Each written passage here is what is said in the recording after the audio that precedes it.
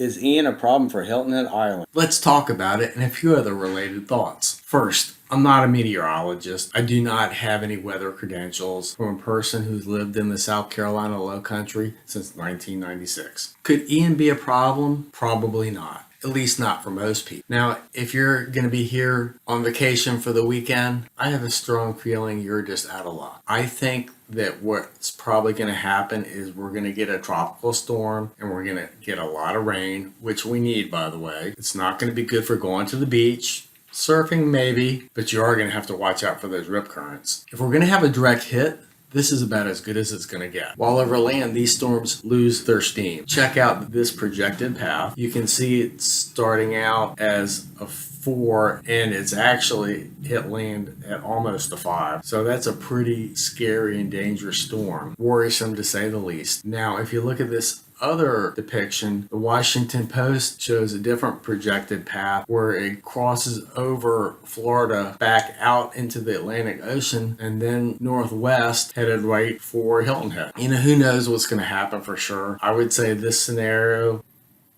Hey, and here's a quick pro tip. Make sure you video your house and its contents to catalog everything. That way, if there is a hurricane and things get destroyed, it'll be much easier for you to work with your insurance company. And of course, you can do a video after you're all done as well. Again, pro tips early because they're going to go quick. One thing I will say, I'm not like my brother where he almost always will plan to ride it out. I look at it as that's what you have insurance for, and maybe even think of it more like a vacation. I can remember going to Atlanta. We had some really nice food and it turned out to be a great experience. Now, I want you to remember that for a hurricane, you should have wind and hail insurance as well as flood insurance. Without the combination, you're not fully protected. And also being on Hilton Head, the wind and hail will be more expensive because it's a barrier island in comparison to the mainland. Now, I just wanted to also note that typically what happens is hurricanes travel up the eastern seaboard and they go right by us.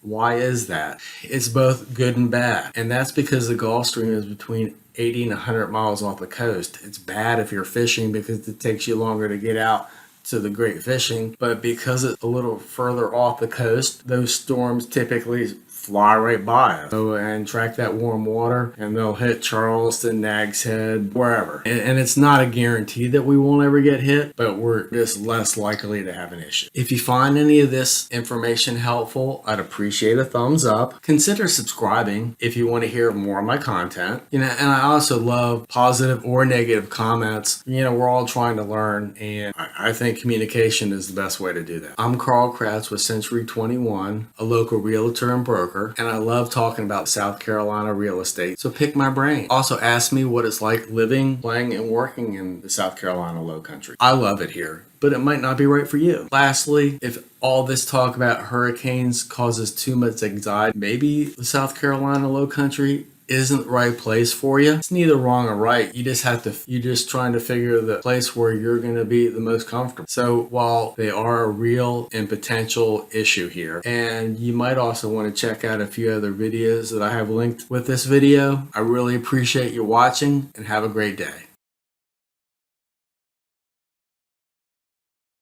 Give me a call.